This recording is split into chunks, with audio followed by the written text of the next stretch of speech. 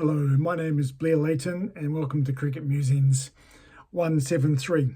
Now, Cricket Musings started on Twitter, or X as it's called now, at the beginning of 2023. It gave me an opportunity to share my opinions on the world of cricket. Some people asked, why 173? Well, it's actually 173, and let me tell you the story about how it's become 173. In February 1990, New Zealand played a three-test, or January-February, New Zealand played a three-test match series against India.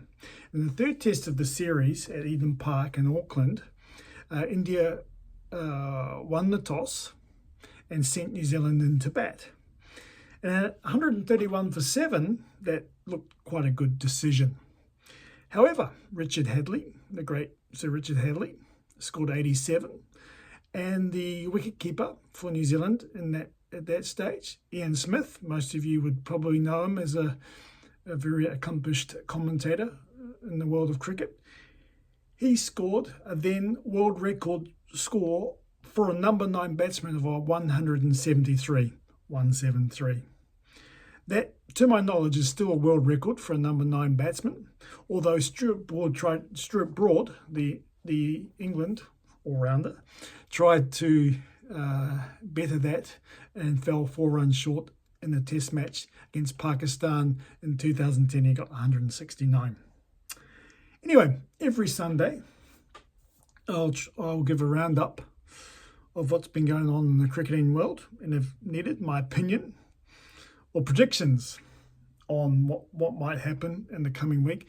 Although I must say, don't go to Las Vegas and put all your mortgage on my predictions, because as one of my good friends would say, my predictions don't come true.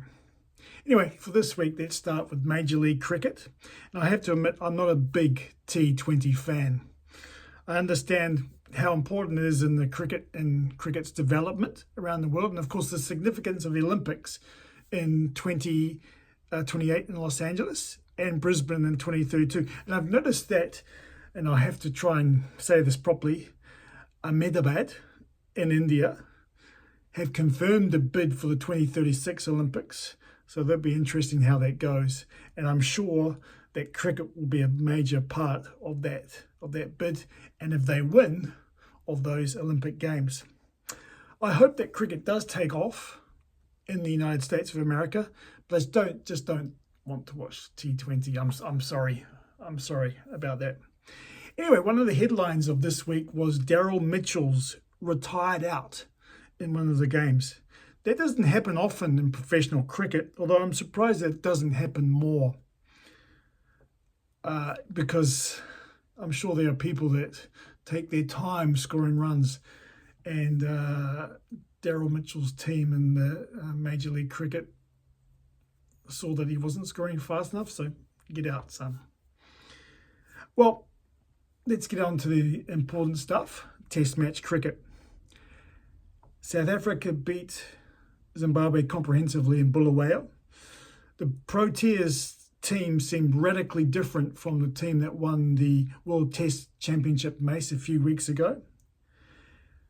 But the second test started last night, I believe, and at the time of recording this video, South Africa, after the first day, 465 for 4, with Rian Mulder, I think that's how you pronounce it. It's 264 not out. Now, is Brian Lara's test record safe? We should know in the next few hours. I must admit, I like seeing big scores, and despite it being just Zimbabwe, it's still a test match, and you can bet your inheritance that Zimbabwean bowlers are doing their best to get as many wickets as possible. And if Mulder gets 401 or more, I say all power to him. The Australians have been too good in the Caribbean, winning the second test match in Grenada by, 133 runs. When I was growing up, my earliest memory of cricket was when the West Indies were the kings of world cricket. Although they did lose to New Zealand in 1980, but we won't go there. Umpiring decisions and the like.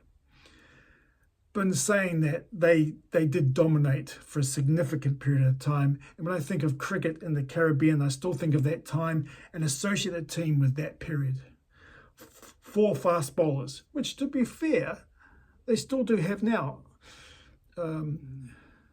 Alzari Joseph, Shamar Joseph, and Jaden Seals. Maybe not 4 fast bowlers, but another bad trio of fast bowlers. And if only the batsmen could help them out, I'm sure that they could do some good. Finally, we can't forget about the series going on in England. And after the successful chase by England in the first test, a target of 608 was just a fraction too far. You have to applaud Shubman Gill, though, after his epic first innings, to back that up with another big score would suggest his real hunger for runs and success. Good luck to him in the next coming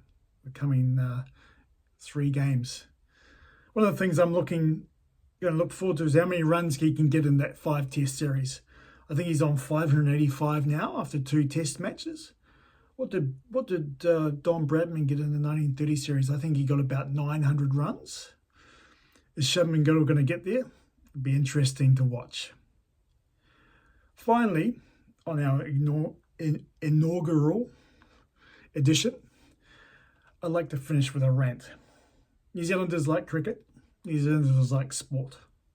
The fact that England versus India series is not on television or available anywhere in New Zealand is, I believe, unforgivable. The fact that people domiciled in New Zealand can't access the series on ICC TV suggests that someone has the rights, some organisation has the rights here in New Zealand. And it is ridiculous that they're not showing them. They're not showing this test match for let's say, the thousands of test match cricket fans here in New Zealand. So someone, I think, needs to be read the riot act here. Anyway, I look forward to seeing you next week and to talk about the goings on in world cricket. Have a good one.